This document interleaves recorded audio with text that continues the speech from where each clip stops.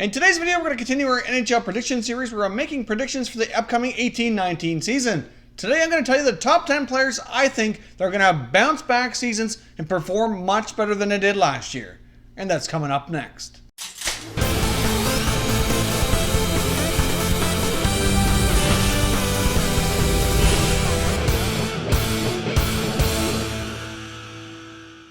Hey everyone, and welcome back to another video here at Top Shelf Hockey. If you're new to the channel, thanks for stopping by.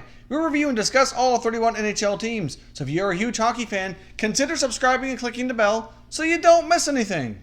So as I mentioned off the top, today we're going to continue our NHL prediction series for the 18-19 season, and I'm going to tell you the top 10 players I think that are going to bounce back and perform much better than they did last year in the 17-18 season. So let's jump right in here. First up, I've got TJ Oshie of the Washington Capitals. Now, overall, the Capitals obviously had a fantastic year winning the Stanley Cup, but Oshie's regular season production really dipped during the 17-18 season.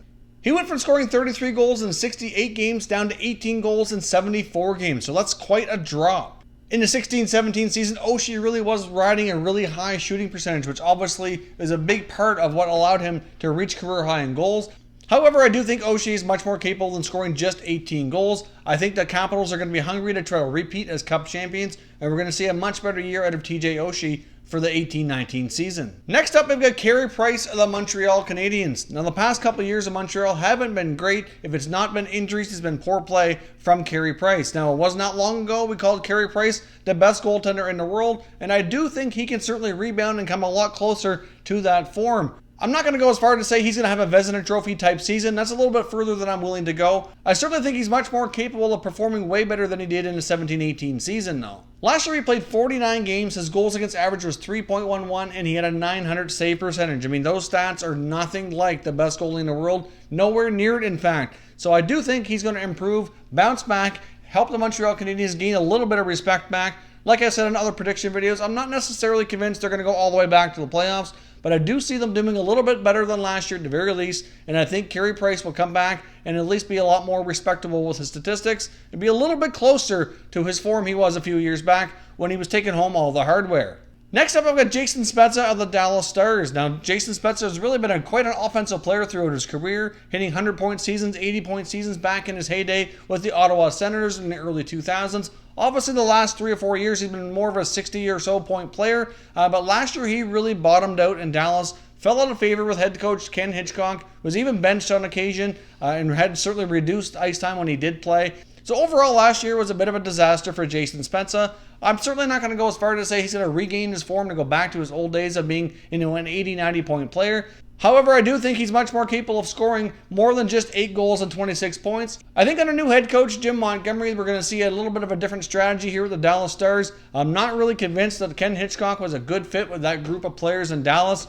Even though Hitchcock had a tremendous career, obviously, he has at times been known as a guy who's tough to play for and can be hard on his players. And I just don't think that was a great fit for some of the players in Dallas. And we saw them kind of have some setbacks and not really achieve a lot of things that they were expected to last year. So I do think Jason Spezza will have more of an opportunity to thrive under the new head coach and at least bounce back more to like at least a 40-50 point season and kind of regain some of the form we used to see in years past. Next up, I've got goaltender Jake Allen of the St. Louis Blues. In my opinion, this is a make it or break it season for Jake in St. Louis. Obviously, not too long ago, a few years back here, he was platooning with goaltender Brian Elliott, and the Blues had some pretty solid goaltending out of both of them as they were putting together some very successful regular seasons and some decent performances in the playoffs as well. Now, since that time, Brian Elliott has moved on and they've given Jake the net as the #1 starter, but he's really kind of failed to really solidify himself as a solid top-tier starting goaltender here in the NHL. Like he's been inconsistent. At times he's been brilliant, and I really think the skills and the capability is there. I've seen it enough times, but he's been terribly inconsistent. Last year, Jake Allen put up a 2.75 goals against average and a 906 save percentage. That's really not tremendous for a starting goalie. Certainly not the worst in the league either, but for a team like St. Louis who's expected to achieve more, especially with all the moves they've made during this offseason to bolster up their offense, I really think that they're not going to have a ton of patience with poor play from him this year. I do think it's quite possible that if he gets off to a really slow start and he's inconsistent again, they're going to look to make a move. Unless Jake Allen really solidifies himself this year, unfortunately, I think Ville Husso is going to have a chance to come up from the minors and eventually take that spot from him. So this is really an important year for him to really solidify himself as their starting goaltender who can hold down the fort, be consistent, and become an upper tier goalie in the NHL. Like I said, I think the capability's there. It's just time that he gets it done. Next up, I've got Wayne Simmonds of the Philadelphia Flyers. Now, Simmonds' numbers weren't down drastically last year, but I think he's capable of more. I know it was reported Simmonds was battling through a lot of injuries last year, especially towards the second half of the season, which certainly did impact his play a bit for sure. But personally, I think he's capable of more than 24 goals and 40 to 50 points. He had been a 60-plus point contributor, scoring more like 30 goals more consistently. And with all the additions with everything going on with the Flyers and with their current lineup, I think he can really get back to that. I think they can put together two solid power play units between Simmonds and JVR being on separate ones but to have that net front presence. And I really think the Flyers offense is really going to spark this year and move even forward more so than it did last year. And Wayne Simmonds can prove to be a big part of that. I think they've got enough talent. They can really have three lines that can contribute and score a good amount of goals here. So I do think we're going to see Wayne Simmonds get back to form and be closer to the 30 goal mark and closer to the 60 point mark in the 18-19 season. Next up, I've got goaltender Craig Anderson of the Ottawa Senators. Now, if you follow Craig Anderson's career, you've seen a pattern of bad year, good year, bad year, good year, bad year, good year. Like, he seems to be really, really solid every second season. So that pattern alone gives me a little bit of faith that maybe he'll actually perform closer to what he did a couple years ago this coming season. Like, if you take a look at his statistics here, then that's crazy how the numbers fluctuate from year to year. Looking at his goals against average for the past 4 seasons, he went from 3.32 last year to 2.28 the year before that, to 2.78, and back down to 2.49. So Anderson really goes up and down from year to year. Last year was one of the worst ones he's had in a long time. So it can really only get better. It can't get a whole lot worse for Craig Anderson. So I'm going to go on record here to say he's going to bounce back and have a lot more respectable season. And if they can get some decent goaltending in Ottawa, I still don't think they're going to be a playoff team, but I think they will do a little bit better than a lot of people expected, and certainly at least keep themselves out of the basement so that first round pick going to Colorado won't be such a high draft pick. Next up, I've got Braden Holtby of the Washington Capitals. Now, the list has a lot of goalies on it because we certainly had some goaltenders that I think have high skill levels, but certainly didn't perform like it last year. Now, playoff Braden Holtby was awesome and came through and won the Stanley Cup. Regular season Braden Holtby last year did not look so good. But like TJ Oshie on the other part of this list here, I think the Washington Capitals are going to be hungry to repeat as Stanley Cup champions. And even though I'm not entirely convinced they're going to be able to do that, I still think they're going to have an excellent year and certainly have good odds to defend their championship. So I do think Braden Holtby is going to be the starting goalie for the Capitals. Obviously, Philip Grubauer's been traded away. He's got the net to himself. He reproved in the playoffs. He's still the guy there. And I think he's going to bounce back with a way more solid regular season than we saw last year. Next up, I've got Thomas Tatar of the Vegas Golden Knights. Now, obviously, Tatar did not really look the greatest with Vegas after coming over from Detroit. They gave up quite a bit to get him, and he had a hard time staying in the lineup. He wasn't a regular in their playoff run. He did see some action,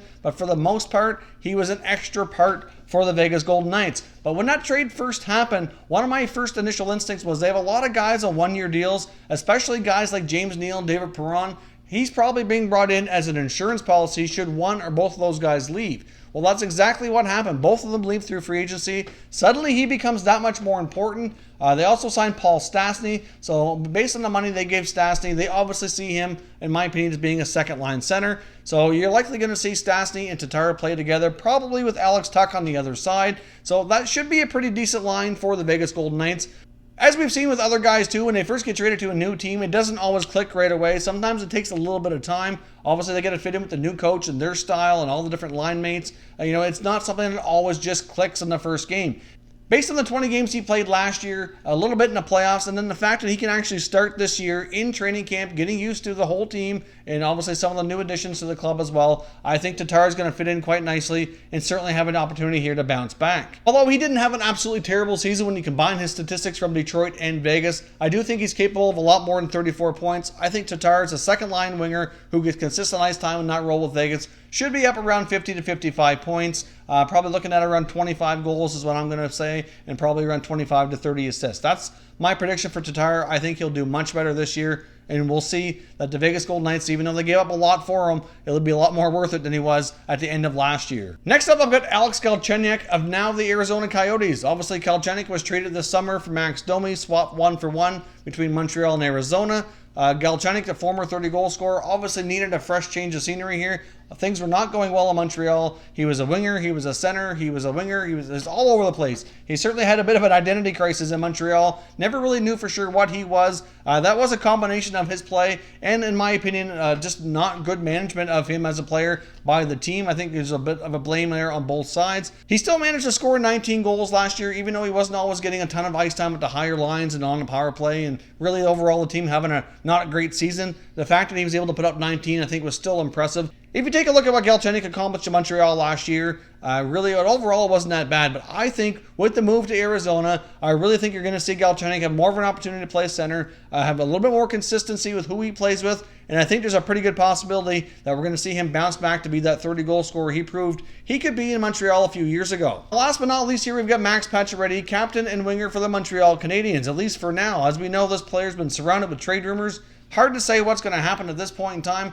At this point, it wouldn't be surprising if he does start the year in Montreal.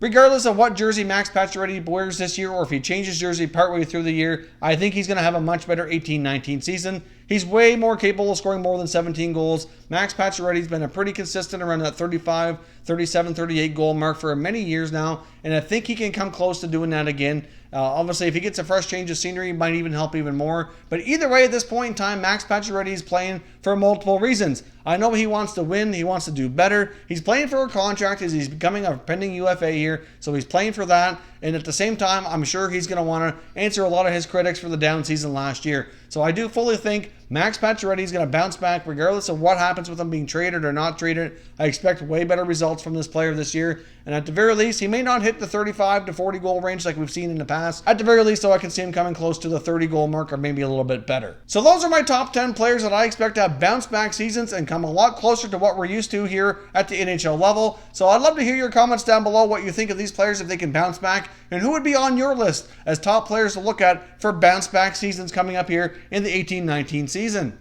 If you're new to the channel here, I hope you consider subscribing. We cover all 31 NHL teams, and there's plenty of content here for all hockey fans to enjoy. So if you're new, hit that subscribe button. If you like this video, make sure you hit the like button before you leave as well. I'd appreciate it if you did. As always, thank you very much for watching, everybody. We will catch you next time.